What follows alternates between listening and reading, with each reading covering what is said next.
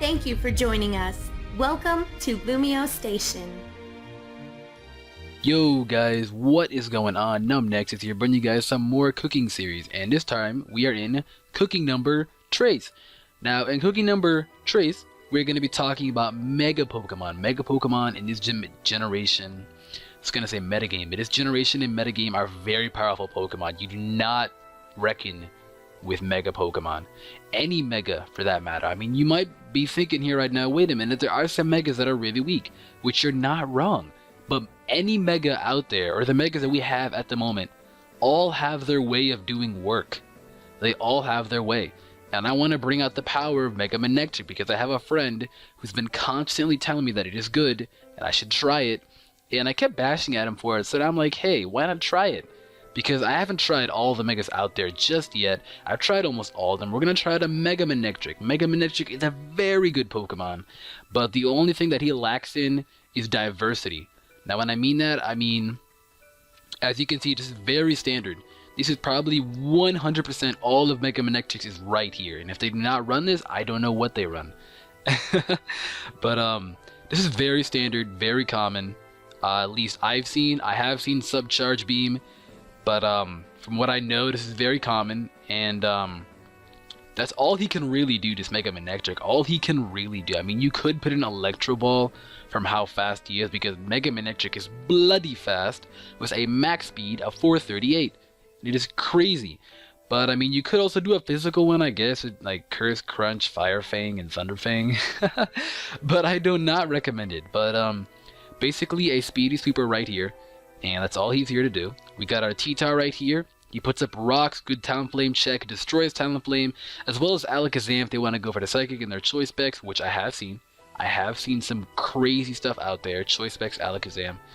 And what we do here is just Pursuit Trap it, bam. Or take a hit from a Starmie, bam, Pursuit Trap. When Latios and Latias come out, Choice Band T-Tar will be a god again, bam. Choice Band Pursuit, they die. What am I talking about? Tyranitar is a very good Pokemon, but I have my Skarm right here with the Rocky Helmet, which does kind of wall Mega Kangaskhan. He really is the closest thing to walling a Mega Kangaskhan, because as we all know, Mega Kangaskhan is going Ubers.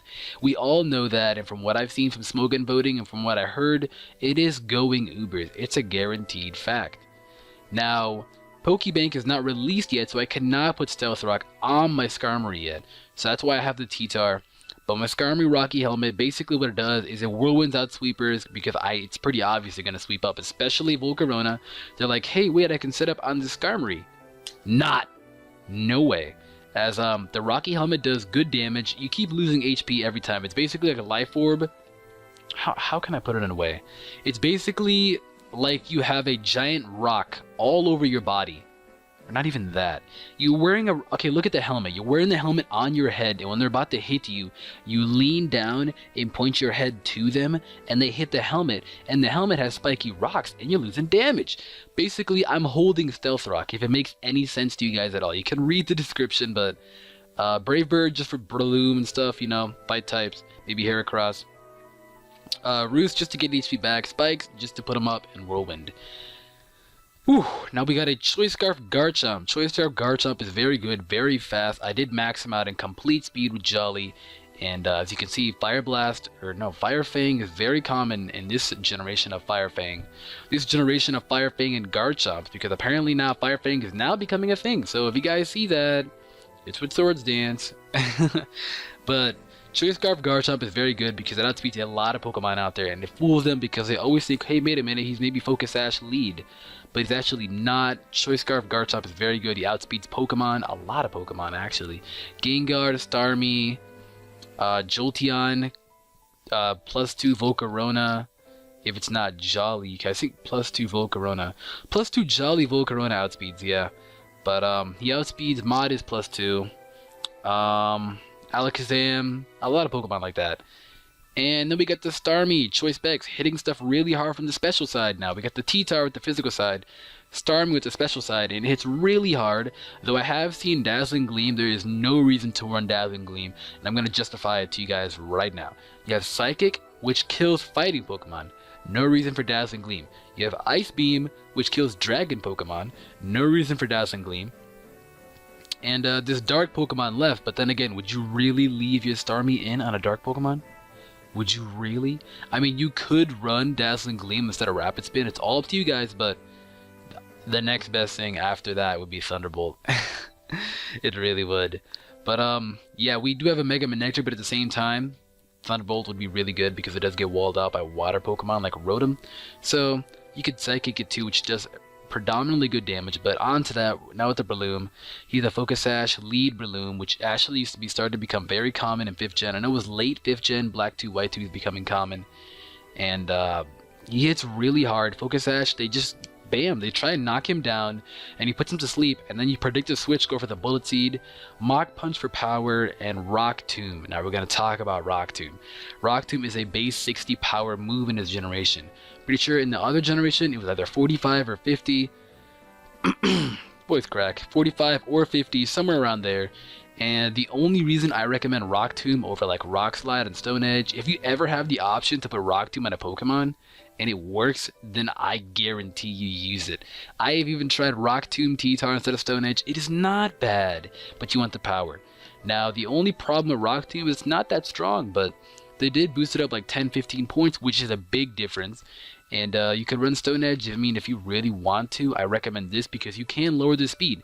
It is a 100% chance to lower the speed of the target by 1 stage. Now that means that you definitely outspeed next turn. Or if they want to come out of Talonflame predicting Bullet Seed, then bam! They want to come out of Talonflame predicting Mach Punch, bam! That Talonflame is a dead fried chicken. Send it back to the KFC bank. Obla. Alright, but we're gonna try out this team now, see how well it is. Ignore this team. I use this team to troll people because it is absolutely douchey. Whew, we're gonna do that, and we're gonna look for battle, and we're gonna find a battle. And yes, we did. This is a very interesting team, good lord. Alright, he's got a lot of Pokemon that do not work with each other. He's got a Diggersby and a Howlucha at the same time. Well, I mean, it's pretty clear that his Mega is a Mawile. He's got a bulky Goodra, physically bulky Pharaoh, probably a mixed bulky set, or physically bulky Politoed. That could be a Scarf Howlucha, Choice Band Diggersby, or Life Orb Sword Dance, and a Mega Mawile. Now what I want to do is actually lead off with my Loom. I know the Politoed is coming. He leads off with the Howlucha instead. So what I might do is just go out into my Skarmory. I know that I could stay in and Rock Tomb it, and then possibly Rock Tomb it again to knock it out.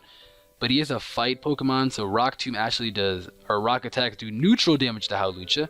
So I'll go out to my Skarmory. He might go for the U-turn, he might go for the Flying Press or Acrobatics, but he goes for the Acrobatics, which is okay, as he has absolutely no spinner. Now guys, when you notice that your opponent has no spinner, and you have someone that can set up the hazards, set them all up. Set them all up. Let them all know what you're made of. Give them the entire hazard catalog. Drop the timer. We're going to give him the entire hazard catalog. We're going to show him what we're made of. But no, he carries the taunt on his Howlucha. I honestly have never faced a Howlucha. And the only one that I've faced is a Fly Gem Acrobatics before Showdown was legit.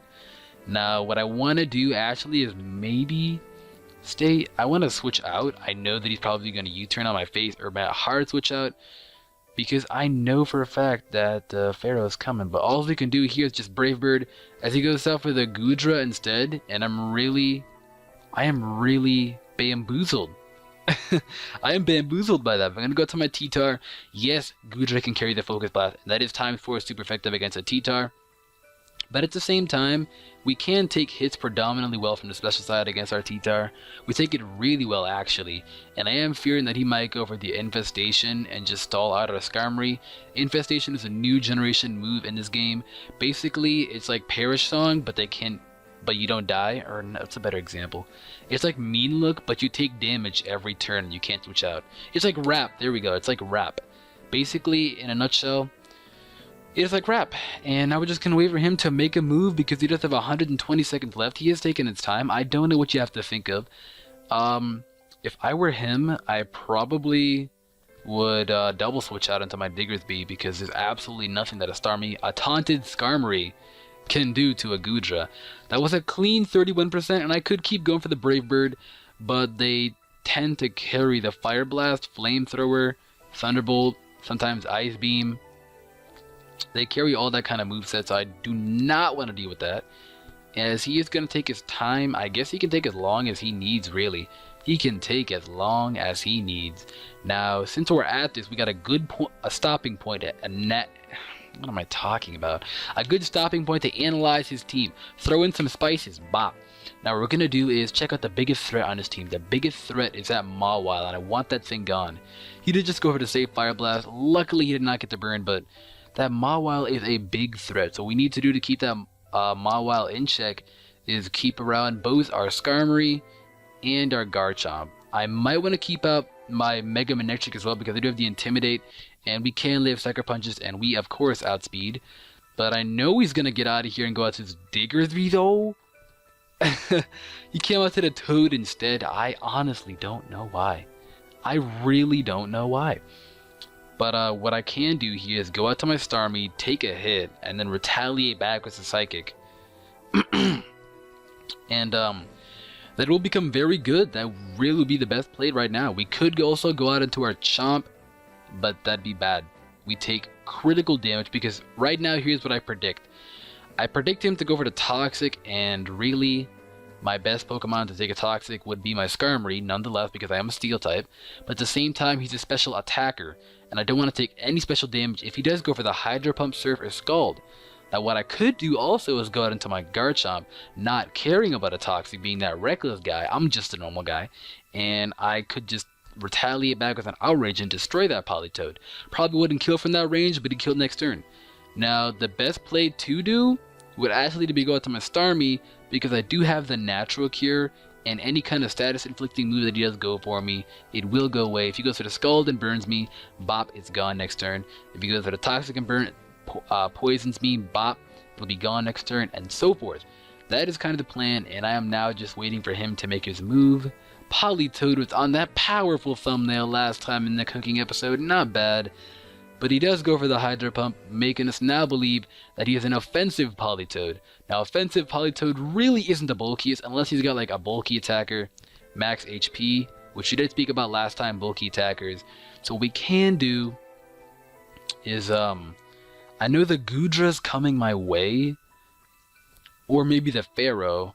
So what I want to do is just play it safe. Let's play it safe, guys, and go for that Psychic. It still is Stab, and it hits really hard. I am Choice Spec, so it does hit really hard nonetheless. And that'll be really good. That'll be really good, but this guy decides to take time. Now, I know the other guy we were battling last time, like, was impatient as crap. But, this guy decided to not take his time. And he's just going to hit me with that powerful Hydro Pump. Now, that doesn't do a lot of damage. And that does lead me to believe now that he is Choice Specs, and I do not like that at all.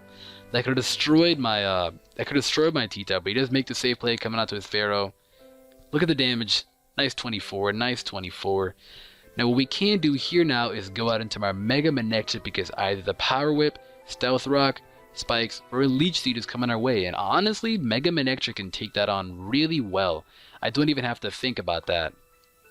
So what turned out to be, I thought, a horrible team, ended up being quite a good team.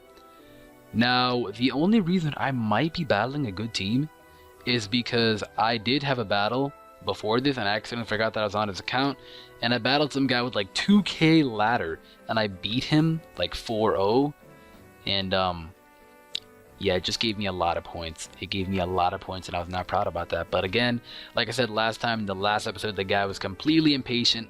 Good job for us on destroying him. We burned him in our pot. Now, this guy is going to be taking as much time as he needs. This guy is going to take the entire world. But at the end of the day, he is just a normal guy like you and I, living on this planet Earth. Not even bad. Not even bad. But he's going to be taking his time, so I guess we're just going to have to chill in and analyze his team continuously. He's got a Choice Specs Politoed, which he now have confirmed that. And I'm guessing now that his Goodra, he's a typical Goodra set. Now I'm going to guess that his Goodra is the Assault Vest Goodra, which is very common. Very, very, very common. I do not know what he could go for. I don't know. I mean, he should not be thinking this long. I mean, are we really going to have this much long? We're going to have to do a second battle in the cooking series? Are we really going to have to do that? Oh, we just might. We actually just might. And we are sitting at a clean 14 minutes, so 15 now, but we actually just might have to pull up another battle. Wow. Wow. Alright, guys. Take as long as you need, man. Take as long as you need. But I think actually what I might just do is pull up another battle. I might just pull up another battle. Don't even have to worry about it. If I have to do 2 battles at once and he continues, I don't care. It'll be fine. We'll work around it. We got another battle, and this looks more like a scary team. This team has threats, but there is one big weakness to his team. Let's check it out. Fairy. Alright, 2 Pokemon, especially that guy right there. 2 Pokemon horribly to Fairy. He did not make his move, and look at our points. Good God, he had a huge ladder. So I guess he knew what he was doing with that team. And maybe his internet messed up. I don't know, but it looked to me like he was thinking. So now our points are really high. We're sitting at a nice 1696. But now we have this guy right here. We do have Stealth Rocks, and he's got no spinner, which I have to take advantage of that. But what he might be doing is running a Baton Pass team. It does look like a BT team, and I really don't want to deal with a BT team. Now, if you guys do know, a BT team is a Baton Pass team where one Pokemon sets up and the other Pokemon keeps a baton passing it out, switching all those stats and passing it on to someone else, maybe a Pokemon that can't learn any of those moves that boost up its stats, and it just sweeps. And I really hate teams like that. I really do. But the Fire Blast is very common at this point. I could go to my T-Tar, but they typically carry Fire Blast. I'm just going to give him the high. I'm going to go for the Spore. The Fire Blast is obvious. Hopefully I don't get burned, as I don't, and he is now put to sleep. Now, do any of you really think he's going to stay in? No? Okay. I was trying to do a Dora thing right there, but yeah, he's not staying in. So what I actually could do is go for the Bullet Seed, and he comes out to Togekiss. I was contemplating on going for the Rock Tomb, but I did figure that maybe he might want to come out into a Scizor, but I guess not. So I don't really think that we need our Breloom anymore. We can just go for a nice, clean and easy Rock Tomb, get some nice damage off. If I would have done that before, this thing would have been dead, but no, he goes to the nasty plot predicting a switch. So that was really unfortunate on his side. Now we can just go for a nice Rock Tomb.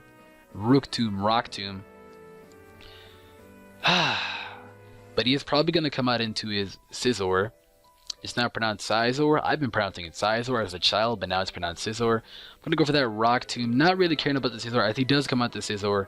What we can do to the Scizor now is actually go for the Bullet Seed, get some good damage off it. We could have made the prediction, but if we would have made a horrible prediction, then we would have had to suffer the consequences of being Fire Blasted to death.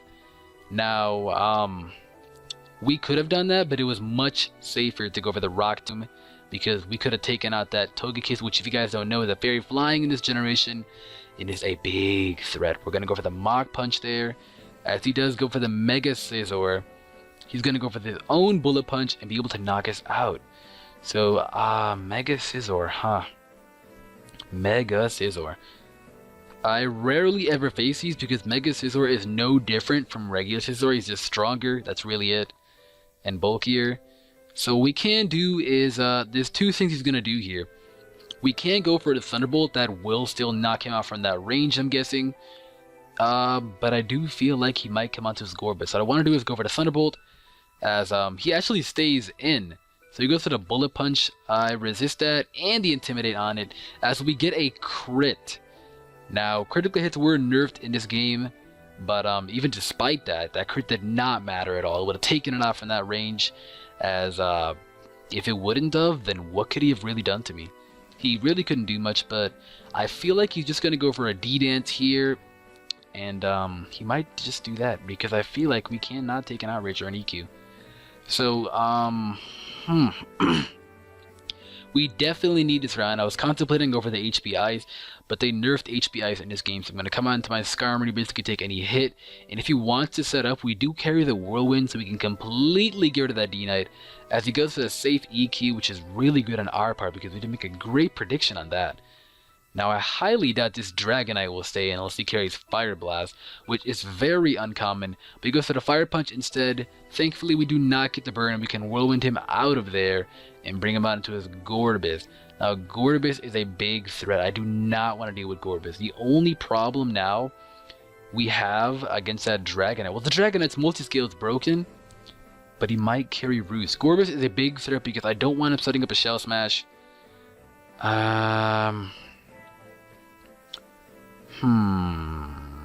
It's much safer to go for the double Whirlwind. We could go at the T-Tart, who could take his Surfs pretty well, but if he goes for a Shell Smash and then Baton passes that out into his Togekiss, that's GG for us. But I do feel like it's much safer to go for the double Whirlwind, because that way we will be able to handle his team very well, and maybe we can get this thing out of here. I completely did not mean to Whirlwind him into this big threat. I have a friend that uses Gorbis all the time. Oh god. Alright, but he's gonna take his time again too, really? I mean, he had the offer, he had the nerve to, not even the nerve, he had the time to like have a conversation with me. But maybe he's thinking. Alright, I'll give him props for that, maybe he's thinking. Because I did lose 30 seconds myself, so I was thinking too. But he goes for the safe Ice Beam. Whew, that was close. That was really close. But now what we can do here is go out to our T-Tire. That Fire Blast is painfully obvious. He didn't even think. As you guys see, he did not even think. But he goes to Air Slash instead. I could have gone for the Roost. I could have, but I want to put up the rocks here. I don't care if he goes for the Roost. And it was kind of expected. I did not want to go for a Stone Edge and have no damage on that. So now that I got my rocks up, just gotten a spinner, multi-scale gone, possible Focus Sash gone. You're kind of crippled as well, so I'm gonna just go for the Stone Edge. Why not? As he gets out of here and go to a Sigaleaf. No. Oh shit. But yeah, that thing was destroyed. That was destroyed. Now I don't know how fast this thing is. I really don't know how fast it is compared to our T-Tar. Let us check to see how fast it is. I don't even think it's that fast. Base 97. Wow, it is pretty fast. What I know he's gonna do here, he might just go for the Roost, and I don't want to deal with that. Now, he might go for a move called Cosmic Shift. I think it's what it's called. But some shift power, I don't even remember what it's called, but what it will do is give me his burn, and then I will be burned, and that will not be pretty. But I could go out to my Starmie. Yeah, let's go out to Starmie. Let us go out to Starmie. He might even Roost. As he just goes for the Roost, which is okay. We have the Ice Beam. Who on his team wants to take an Ice Beam besides a Gorbis? We can go for a powerful Ice Beam. He might predict a T-Bolt, so I highly doubt he's going to go straight into his Gorbis. As again, we do score another crit. That crit again did not really end up mattering. I mean, we probably could have taken it out. Its special defense is not that great. It's only 80. So we probably could have taken it out. We can go for an Ice Beam here. Knock out the D-Knight instead. Not bad. Putting in some work, Starmie. Putting in some work. As he's now probably going to come out into his Hydreigon. Or not even that. I'd come out into the Gorbis. I don't even know why he came out into that. But now he comes out to the Gorbis. A big threat. That is a huge threat. What I want to do is God, my voice is just not working with me today. But I want to do is come out to Skarmory, basically as fodder. If he wants to go for the Shell Smash, I can go for the Whirlwind, and he might want to get greedy, but I just feel like he doesn't carry it. Ooh, as he now goes for the Shell Smash, as he now goes for the Smash, that is really risky. I really do hope he Baton passes out, though, because if he does, then we might be able to win. But no, that might be game. That honestly might be game. That is game change. What we can do is come onto a Starmie. I know they carry HP Electric or Grass just for Starmie, but Hidden Power has been nerfed. If he has it, we might be able to live. I don't know yet, but look at the Gorbis putting in some power. How is that thing in you? I don't even know. Don't get the freeze. Alright, we do not get the freeze. Bring him down to around 1 HP. Good God. As what we can do is, we could preserve our Starmie. We kind of need it anyway. We don't not need the T-Tar. Come to the T-Tar. The Sandstorm can knock you out next turn. But he goes for the Baton Pass. I did not expect this at all. Well played. Very well played. Very well played. I am very impressed. I am very impressed. Oh, God. Oh, my God. I did know that he had it. but I didn't expect him to go for it. As he does go for that, now the Togekiss is a large threat. That is a problem. But I'm not worried. I do have Manectric and Starmie and a Choice Scarf Garchomp. Honestly, Togekiss really can't do much either. Does he not have the Moonblast? Apparently, he doesn't have the, not the Moonblast, the Dazzling Gleam. You are dead, Gorbis. Alright. And the Hydreigon is the last stand final Pokemon. I might want to come out into my Chomp, but if he wakes up, it could be very risky, so I'm going to stay in, go for the Stone Edge, get some damage off on it, and wait for him to wake up. I could go out into my Chomp, but again, it is still very risky.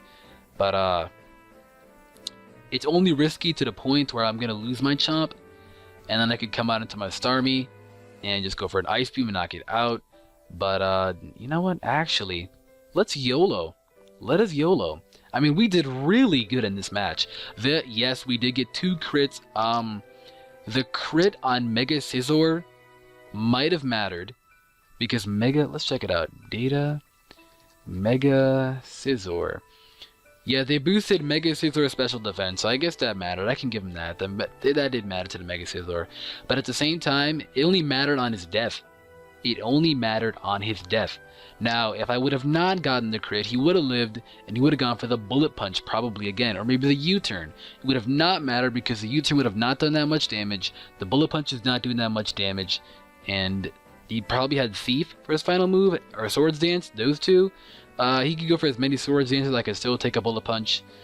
And the Thief, I don't even think would be doing that much damage, but that is GG to this guy.